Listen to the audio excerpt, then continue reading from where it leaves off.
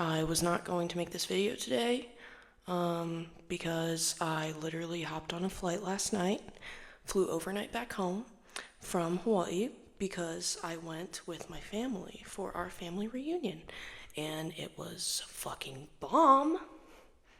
It was baller, and I had the time of my life. But as a result, this is what probably 12 to 15 hours of sleep in 3 days does to me. So I feel like a little crust ball. I feel like when you drool and then you wake up in the morning, you're like a little bit disgusted with yourself. That's how I feel right now. I feel unwell.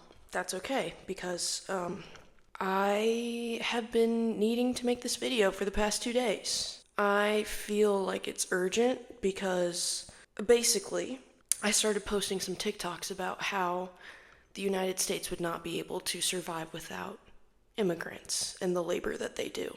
And I believe that. In none of my TikToks did I specify whether I was talking about undocumented or documented immigrants. But the comments, people started calling me racial slurs, started trying to micromanage my racial identity. Basically, they were just dogpiling me, and I really felt, oh my god, that was so gross. That was literally disgusting. I think I just had like a snot bubble in my throat. Anyways, I've been getting a ton of racist comments on my TikToks, so I want to address them. Am I doing it after an entire day of running around and flying? I've been up at this point for like 22 hours, and the past couple of days I haven't been able to sleep all that well, so that's why I'm a mess. I just took the trip to Hawaii, as I said, with my family, and I'm Samoan, so I have family on the island, family that immigrated from Samoa to Hawaii. I'm the generation that's probably furthest removed from Samoa, but being Samoan is still a very important part of my identity. I could always feel that I was different from the people I grew up around. I was one of the only Samoan people growing up in that area. To now be grown up and to have people telling me that I'm too white to identify racially as a Pacific Islander, to me is honestly fucking rich.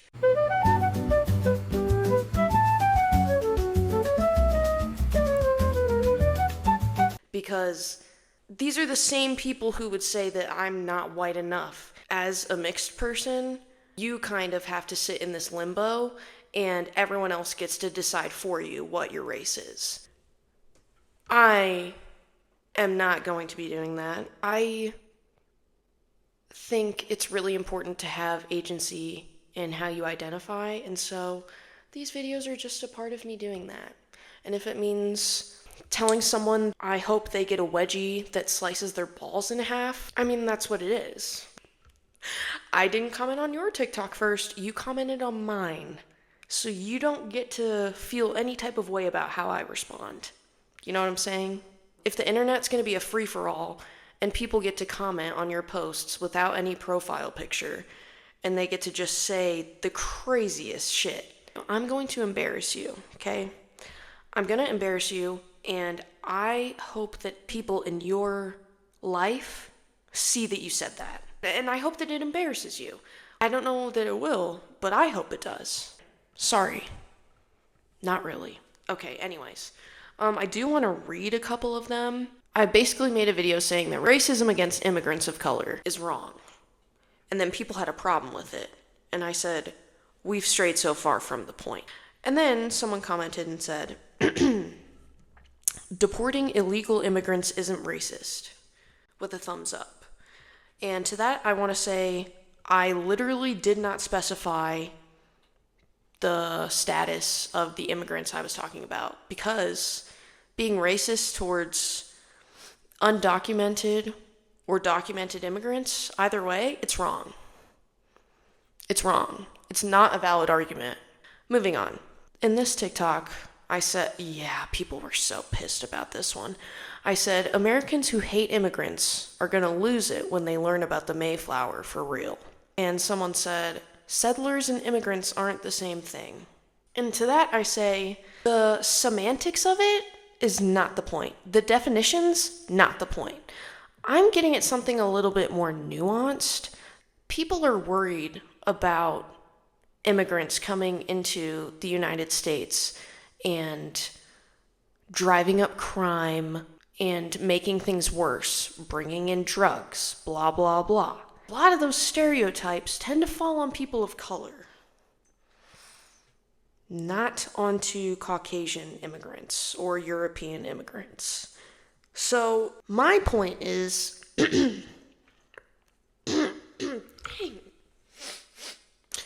if you think immigrants are bad, you might want to learn about some of the first European immigrants who came to the United States. And I feel like people know that. This is the problem, right? They're just commenting because they want a reaction. And so I'm trying to get at this like nuanced conversation, yes, about race and yes, about immigration. I don't want to talk about the policies. I don't want to talk about oh, you should see what Obama did. I don't want to talk about that. I want to talk about the problematic ideologies that people carry around with them in their everyday lives, and it infuses itself into the interactions that we have, but it has real social consequences. That's what I want to talk about. And that's kind of the point of me addressing racism towards immigrants on my TikTok. That's the point of me making this video now. Yes, I want to be silly, goofy, tell these bitches that they deserve wedgies, blah, blah, blah. But at the end of the day, that's what it's about. It's about the racism. That's what I'm getting at. And I feel like I've been very clear about that. And then I started receiving comments about race. The first insult I got was,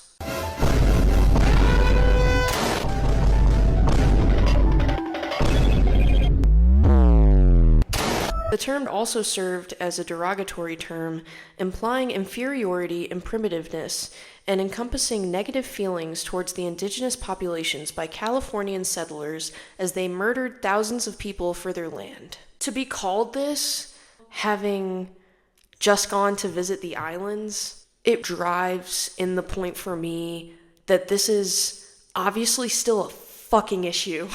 I did not seek out anyone. I did not spread any hate. Literally, all I was saying is stop being racist towards immigrants, regardless of their immigration status.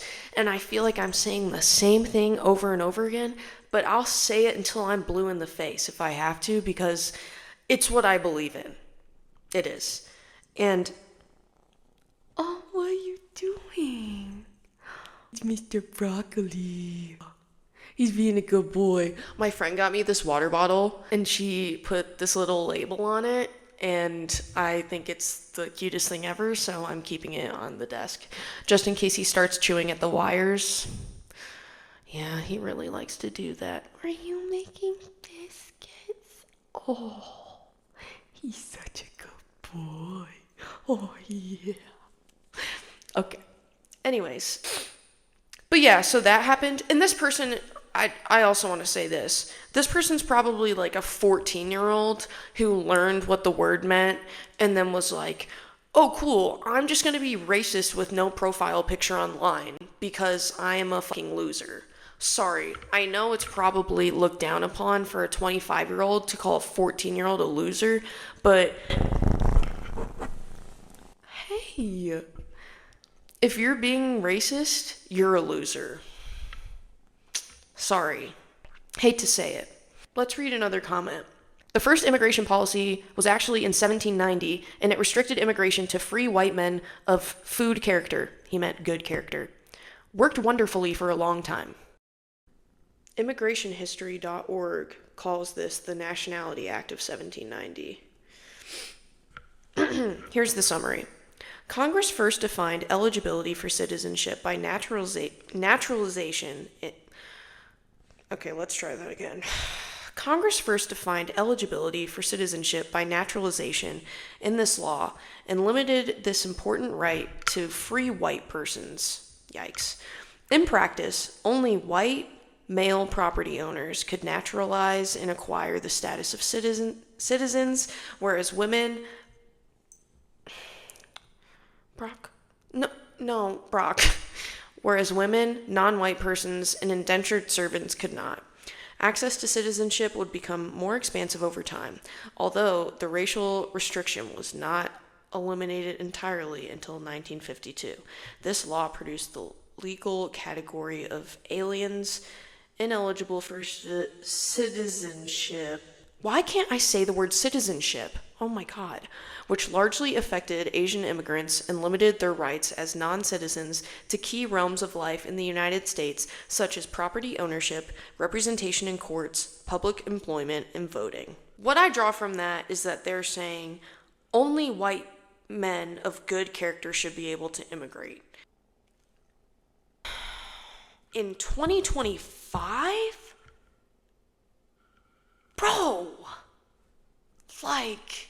what the fuck are we doing? That's what people mean when they say make America great again. In my head now, which I really hope that's not what they're talking about. I mean, it would make perfect sense, right? It really would. It's so scary to think that that's a possibility. I think that diversity is so important. That's part of why I quit my federal job. Because, I mean, that's part of it. There were a lot of reasons why I quit. It has to do with how I feel with this. A lot of what I talk about is political. A lot of what I think about is political. I study anthropology. It's culture, it's society, it's people interacting. It's all of it. Like, man, I'm gonna make a separate video and talk more about my trip. Hopefully it's a little bit more upbeat, but this was something that I just really needed to, like, get off my chest. Something I needed to get off my chest. But I just wanted to talk about my experience with it, and how I got dogpiled by a bunch of racist people. Oh, look at him. He's finally settling down. Right at the end of the episode. Okay. Next time, I will be talking about all of the stuff I got at my family reunion auction. Yeah, let's get into it. So that'll be fun. And then, I think that's it. Please like and subscribe. And if you want to follow my TikTok, it's mungoverned. All of my handles are the same now, which is the first time that's ever been a thing for me. So I'm really pumped. Everything is mungoverned. So you can find me on all socials, I believe, at mungoverned. So until next time, we'll see ya. Bye.